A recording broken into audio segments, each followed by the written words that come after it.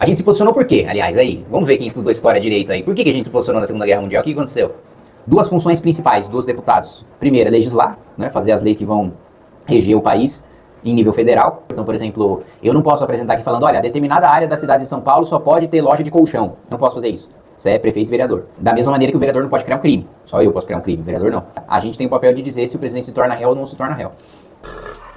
Mais do que dar palestra aqui, que eu acho chato, um monólogo, eu quero mais escutar vocês sobre as dúvidas de vocês, sobre o que vocês querem saber de Congresso, o que vocês querem saber de Câmara, de funcionamento. Aliás, a curiosidade, essas são as comissões, né? A maior parte dos projetos tramitam pelas comissões, não pelo plenário, que tem os 513, que tem comissões temáticas, né? Educação, eu pessoalmente sou de Finanças e Tributação e da Administração e Serviço Público. O tema do projeto, você protocola um projeto, o projeto vai para a mesa diretora, a assessoria define quais são os temas daquele projeto, por quais comissões ele precisa tramitar. Então, se tem a ver com educação, passa por educação, se tem gasto ou se pode ter gasto, passa por finanças e tributação, e todos terminam na Comissão de Constituição e Justiça, porque todo projeto tem que estar de acordo com a Constituição e com as leis. Então, este é um plenário de comissão, e onde eu estou sentado aqui é onde senta o presidente da comissão, que inclusive, deixa eu ver se essa comissão tem. Inclusive, quando o pessoal está fazendo muito barulho, tem a campainha do presidente para mandar o pessoal calar a boca. E o presidente também pode fazer o deputado calar a boca, que é o botãozinho vermelho aqui, quer ver, ó? Alguém aperta o botão preto aí, não. Quer ver, ó? Vou só fazer um teste. Você que já vai fazer a primeira pergunta, fala qualquer coisa que eu vou te interromper, pra você ver como é que o presidente consegue interromper. Não, fala uma frase, pô. Pô, não sei. Sei lá, conta aí de 1 a 10. 1, 2, 3, 4. Pronto, agora vai lá, pergunta. Você é bem novo, eu quero te perguntar o que te motivou a entrar tão cedo na política? Eu tenho 30 anos, meu primeiro mandato eu venci a eleição com 22, eu assumi com 23. E eu acho engraçado falar, para quem tem 14 anos de idade, porque quando eu falo governo Dilma, vocês não lembram nada, né? Eu só lembro dos panelaços. Você lembra do panelaço?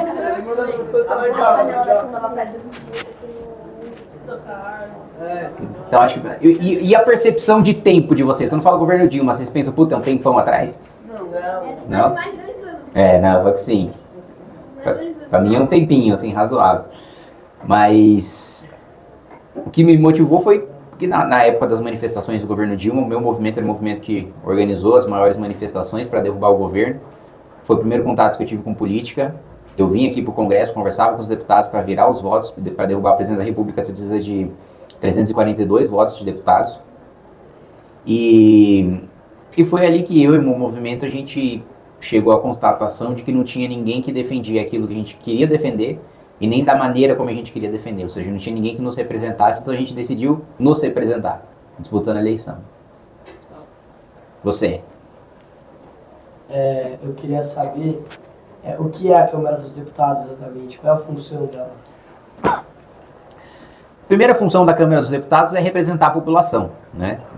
Exercer o poder, né? O papel do deputado é exercer o poder em nome da população, né? E a Câmara dos Deputados o primeiro ponto é que ela representa, né, a população. Duas funções principais dos deputados. Primeira, legislar, né? Fazer as leis que vão reger o país em nível federal. E aí você tem as diferenças, o deputado federal pode apresentar, a maior parte das leis podem ser apresentadas, projetos de lei podem ser apresentados pelos deputados federais. Tem outros tipos que podem ser apresentados só para vereador, então, por exemplo, eu não posso apresentar aqui falando, olha, determinada área da cidade de São Paulo só pode ter loja de colchão. Eu não posso fazer isso. Isso é prefeito e vereador. Da mesma maneira que o vereador não pode criar um crime. Só eu posso criar um crime, o vereador não. E o deputado estadual tem outras funções legislativas. Então a Câmara, primeiro, representar, depois legislar, terceiro, fiscalizar o Poder Executivo, né? Ver se o governo está gastando bem, está gastando mal o nosso dinheiro, a execução das políticas públicas. De maneira geral, né, são essas. Existem outras funções, por exemplo, uma função atípica, que não é uma função comum da Câmara, mas que ela pode exercer, é de julgar presidente da República, né? De julgar se o processo contra o presidente da República deve avançar ou não deve avançar, se o presidente pode se tornar réu ou não pode se tornar réu. Então, se tem um pedido de impeachment e o presidente da Câmara pauta, os deputados têm a função de decidir se aquela denúncia avança ou não avança. Se o Procurador-Geral da República, que é o chefe do Ministério Público, o órgão acusador, denuncia o presidente da República, a gente tem o papel de dizer se o presidente se torna réu ou não se torna réu. Então, de maneira geral, é isso. Você. Querido, só falar. Se apresentem, amores. Vocês estão falando só, eu queria saber. O que não conhece vocês, mas vocês podem se apresentar. Então fala, oi, eu sou Patrick, eu gostaria de saber, tá bom? Tá. Liga o microfone aí. Aí, ó. Aí. Tá, eu sou Patrick. A gente vem da escola judaica. Eu queria saber, assim, a posição da missão com relação a políticas públicas em relações exteriores com Israel, assim. Queria saber sobre as políticas com Israel. Acho que nós temos um posicionamento muito claro, primeiro, de defender a existência do Estado de Israel, do seu direito de se defender, né, da importância de haver um Estado judeu, inclusive como refúgio, para que, caso aconteça alguma catástrofe, como aconteceu na época do Holocausto, eles têm os meios de defesa, né, e têm um lugar e uma terra para chamar de seus e um Estado para se defender. Então, o nosso posicionamento, de maneira geral, é essa. E também o interesse, para além do alinhamento de valores, tem também um alinhamento geopolítico e econômico e tecnológico. Israel é uma das nações com a tecnologia mais avançada do mundo. Em termos militares, também é uma potência, que é um território muito pequeno que consegue sobreviver mesmo estando cercado de inimigos. E o Brasil tem muito a importar de tecnologia eu tive 2 vezes em Israel, e o Brasil tem muito de importar em tecnologia de saúde, em tecnologia de inteligência artificial, de tratamento de água e esgoto, de saneamento básico, em agricultura também, apesar do Brasil estar na fronteira do conhecimento, Israel tem alguns conhecimentos que o Brasil também poderia importar, e indústria bélica nem se fala, o Brasil está muito atrasado, as Forças Armadas do Brasil estão muito atrasadas em investimento, e Israel tem tecnologia de ponta nesse sentido, né? Você. Oi, eu sou a Luísa. Eu não sei se alguém já perguntou porque eu cheguei um pouquinho depois, mas eu tenho 2 perguntas. A primeira é a sua função, tipo, o que você faz na prática aqui, e a segunda é o que você defende, tipo, principalmente. Tá, bom. Dia a dia, né?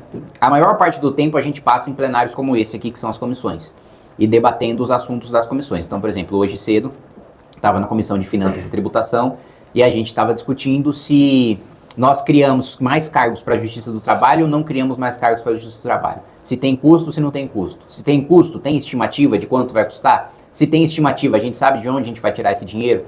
Então o presidente da comissão, ele decide a pauta.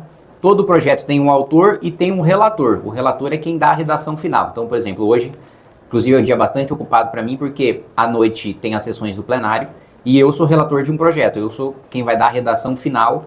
E o relator, ele é responsável por negociar o texto. Então eu preciso consultar todos os partidos para saber quais são as opiniões deles sobre o texto que eu estou relatando, que eu estou escrevendo, que vai se transformar numa lei. E para conseguir maioria, ou assim, o ideal sempre é você ter unanimidade, porque aí ninguém atrapalha a votação e você aprova em 5 segundos, de um acordo que demora algumas horas nos bastidores para fazer, mas na hora da aprovação é rápido. Mas, na maioria das vezes, é muito difícil você conseguir aprovar uma matéria por unanimidade aqui. Então, você passa a maior parte do tempo negociando para você ter maioria e derrotar aquele que tem uma visão de mundo diferente da sua, né?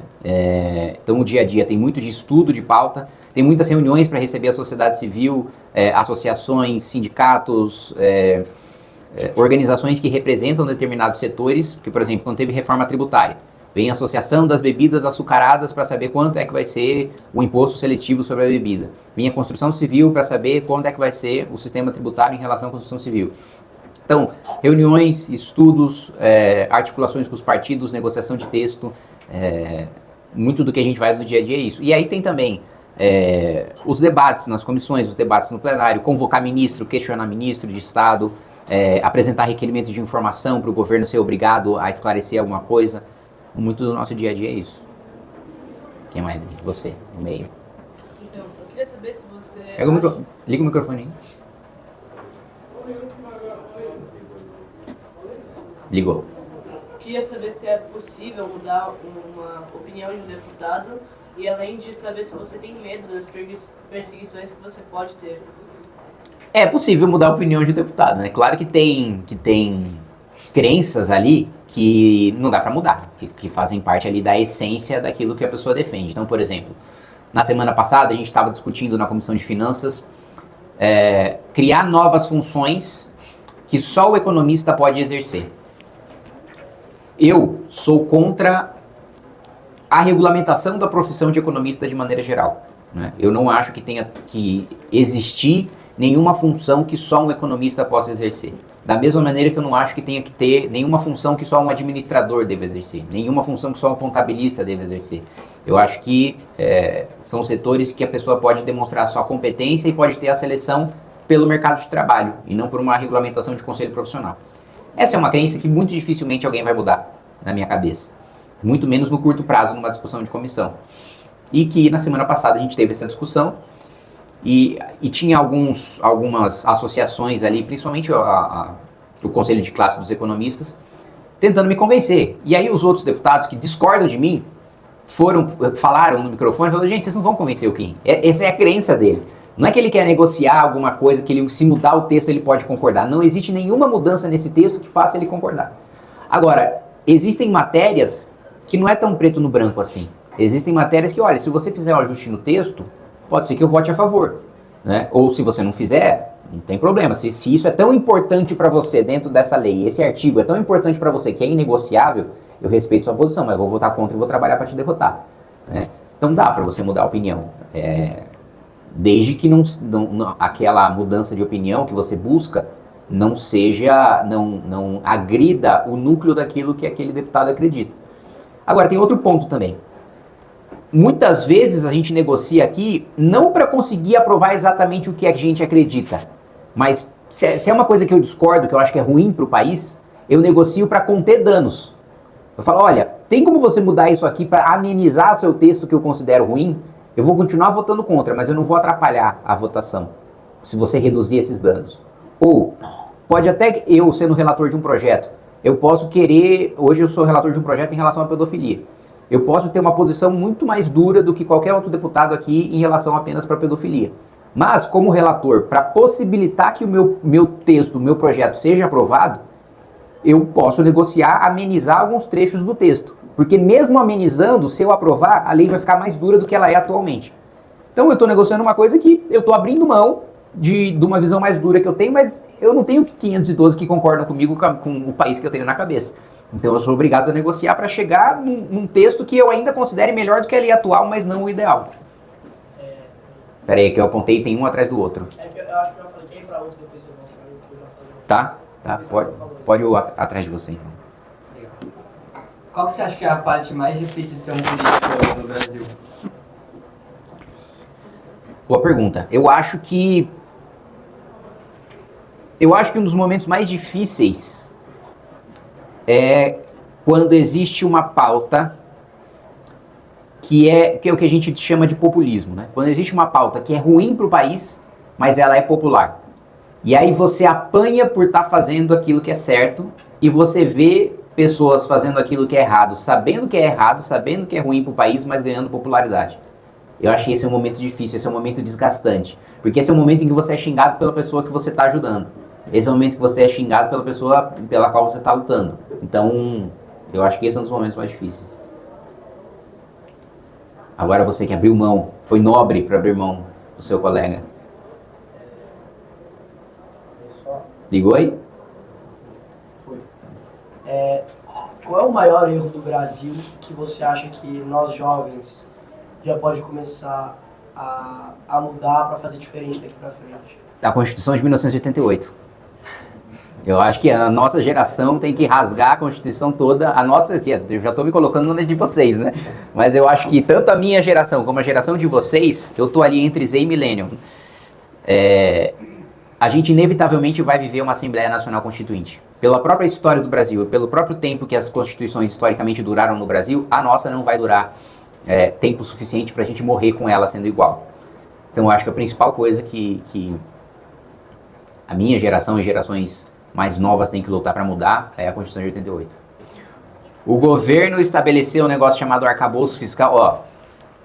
Vamos ver. Eu tô com muita vontade de explicar o arcabouço e depois perguntar se vocês entenderam e pedir para alguém explicar. Mas eu só vou explicar e não vou pedir para vocês explicarem. Uma das principais coisas deste governo chama-se arcabouço fiscal, que é o que determina o quanto o governo pode gastar. O arcabouço fiscal é o seguinte: existe uma banda inferior de 0,6%. 0,6% que o governo pode gastar, que o governo deve gastar a mais de gasto real. O que é gasto real? Eu tenho 10 reais. Eu pego a inflação, no ano seguinte eu gasto esses 10 reais, mais a inflação do ano, mais 0,6%. Isso é o gasto real, isso é gastar 0,6 real. É o corrigir pela inflação e gastar mais 0,6, beleza. Então no arcabouço fiscal, o mínimo essa já é uma das minhas críticas. O governo sempre é obrigado a gastar mais do que gastou no ano anterior, no desenho desse atual governo. Sempre, não importa. Se o PIB cair 100%, a gente viveu uma crise pior do que a pior crise do mundo de 1929, o governo é obrigado a aumentar gasto em inflação mais 0,6%, que é o que a gente chama de banda inferior, o piso de gasto do governo. Eu sou contra ter qualquer piso de gasto. Sou a favor que tenha sempre teto. Agora, piso, nunca. Agora, o teto de gasto do governo, que essa é a parte mais complicada. O governo pode gastar 70% do aumento de arrecadação do ano anterior, no ano subsequente, observado o teto de 2,5 real. Vou repetir. O governo, até quanto o governo pode gastar mais?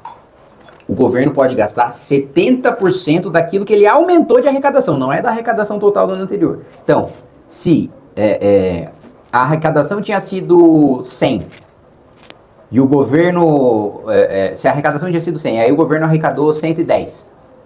Teve 10% de aumento de arrecadação. Então o governo pode pegar esses 10 e gastar 70% desses 10. Desde que os 70% desses 10 não ultrapasse a inflação, o gasto total não ultrapasse a inflação mais 2,5%. Eu sei que vocês não entenderam nada, porque eu demorei para entender. Se alguém me fizesse uma explicação em tão pouco tempo assim, eu não ia entender também. Mas é só para você ter uma noção do quanto medidas do governo têm um impacto grande em relação a futuras gerações e tem um impacto grande na economia futura. Poderia de novo? Pode, vai lá. E relacionado à política exterior, a relação do Brasil com países do exterior. Eu pessoalmente acho que não dá mais pra gente... Mas primeiro, o governo ele tenta manter uma posição histórica nossa da diplomacia brasileira de neutralidade. Mas a neutralidade adotada pelo governo atual, ela está menos neutra do que a neutralidade histórica que nós temos, né? O governo atual tem tomado posições em relação ao Estado de Israel bem agressivas, uma das mais agressivas do mundo, em relação aos Estados Unidos. Então, mas ainda assim, na minha avaliação, primeiro, eu já acho que é um erro você dizer que tem uma política de neutralidade e você não ser neutro, né? Apesar de tentar se equilibrar de alguma maneira nas relações comerciais. Mas eu acho que a gente está chegando num cenário de guerra, num cenário de tensão mundial tão grande, que não dá mais para ser neutro. Que vai chegar um momento em que o Brasil vai ser obrigado a se posicionar. Não sei, nem dá para saber qual que vai ser esse ponto de inflexão em que o Brasil vai ser obrigado a se posicionar. Mas eu lembro a vocês que na Segunda Guerra Mundial, a gente se posicionou por quê? Aliás, aí, vamos ver quem estudou história direito aí. Por que a gente se posicionou na Segunda Guerra Mundial? O que aconteceu? Eles influenciaram o Brasil a entrar na guerra ao lado dos aliados porque eles disseram que iam fazer condições de obra no Brasil. Sim, mas antes disso, teve alguma coisa. Como é que o Brasil foi arrastado para a guerra? Eu posso estar errado, mas, se eu não me engano, navios alemães se aproximaram da nossa costa. Não. Sim, mas não foi esse o ponto mais grave. E aí, gente?